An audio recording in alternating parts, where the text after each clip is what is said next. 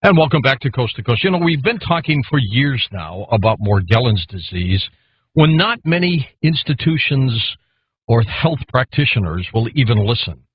Mark Chappella is an inventor, a researcher, student of biology, chemistry, physics, studied free energy inventions, works of Nikola Tesla, which, by the way, we're going to talk about Nikola next hour. In 2004, years after serving in the Army, Michael was coming home from work when he says his body simply came alive as if it had fleas. Michael then realized he was fighting Morgellons disease. He's presently involved in Morgellons testing. He's got a website development and internet marketing of information. We're going to talk with him about that. We'll take your calls as well. Michael, welcome to the show. How are you? Hey, how you doing? Good, good. Tell me about this episode when you were coming home from work. Explain exactly what happened to you. Well, a friend of mine was taking me to work every day. He had it unknown to me. And then one day, as we were leaving the office, all of a sudden, my body came alive. It felt like I just had fleas all over my body. It was the most incredible experience. I didn't know what to think. It was just amazing. You just don't know what to do when something like that does happen. Did it feel as if these fleas, we'll just call them fleas for now, there may not have been there, but does it feel like they were crawling under your skin? Yes, just this crawling sensation, insects crawling all over your body. They hadn't yet started biting. They had just come out of the pores. At this point, Michael, what do you think Morgellons might be? Well, at that point, I thought maybe this was something that I had come in contact with. I always took care of stray animals. I'm an animal lover. Mm-hmm. I thought maybe I might have picked up something from one of the stray animals at that time. That's the only thing I could figure. And you said your friend had it.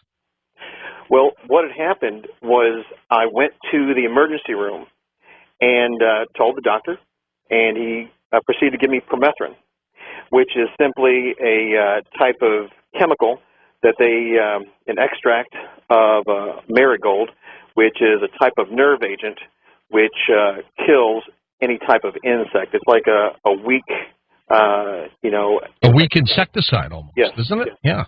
Yeah. And what happened is they gave me this tube, and I started using it. Well, it was it was topical so it really didn't get to the root cause. And one day when I was visiting this guy, I noticed he had the same tube sitting there on his countertop. And I knew right at that moment that I had caught it from him. So it is contagious. Well, actually, this disease originates from within the body. It moves towards the surface of the skin. And then at the surface of the skin, it goes through a metamorphosis. You have 4 different stages of life. First, you have a larva, and then it turns into a crawling insect. So there are critters under there. Yes, it's actual. I know this is crazy. This is everyone at the sound of my voice is going to think that I'm insane, but I have to tell you, it's actual insects coming out of the pores of your skin. Microscopic? No, you can actually see them, but they're very small. What do they look like? Like little tiny bed bugs, ticks? Well, they depending on what type of biological warfare they used, when they genetically combine these with the technology that they used, many times it could be ants, it could be super tiny spiders. It just depends on what they used at that time. It feels, in my case, it felt like ants. And do they quickly breed under your skin, Michael? Well, what happens is it grows within the body. It forms these threads. Many people talk about threads. These fibers, right? It forms its own neural network inside the body, slowly moving into all parts of the body, and then it comes through the surface of the skin. And if you want to do a test, if you have, anyone at the sound of my voice, if you have a crawling sensation, I have come up with my own test that'll be proof positive. And if you're a medical professional, you might want to try this. All right. How do we apply it? What do we do? You simply take a lime or an orange, and you cut it. It has to be a fresh lime or a fresh orange. Okay. And you simply rub it on the skin.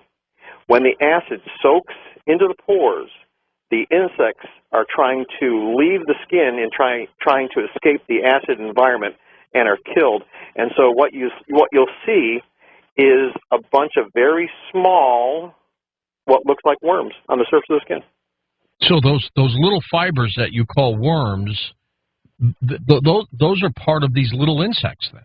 Well, those fibers are actually further along in the stage of development. How much longer? Well, first you have the larva, and then at some point you have the crawling. At some point between the larva and the crawling insect, it develops a fiber. Then it changes into a crawling insect. Now this is going to get crazy.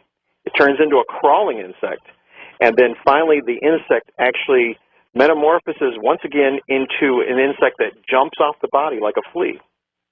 I mean, you can actually feel these things jumping off the body. Now, can they go from body to body? Yes, they can. They definitely can. So that's probably how you got it then from your friend. Absolutely. And then if they're still not treated, they'll actually they'll actually change a second time to that final stage where they appear to look like crane flies, which are actually super small fruit flies, and they'll fly around the sufferer. They'll fly around the person's head. They're smaller than normal fruit flies, and they're almost invisible. And the fruit flies are extra dark. Okay, now why isn't anyone? Because we've been talking about this for years, Michael, and mainstream medicine just kind of shoves it under the old carpet. What's going on in terms of real medicine investigating this? Well, as best that I can see, it's a combination of a number of things. In the 30s, a psychiatrist coined the phrase parasitosis.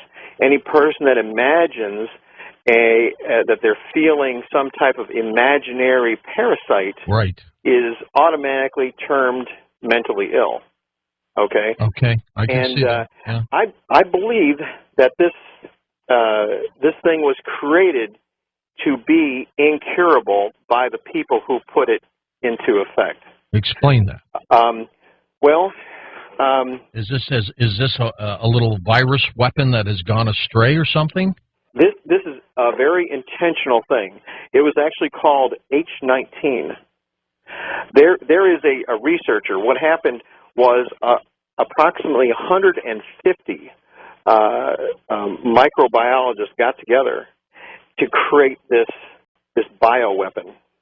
It was called H19, and many believe that it was NASA and Monsanto working together. Now, I'm not the... Why? Well, let me ask you this. Why would they do that? Well, I'm not one of these, this conspiracy theory type of people.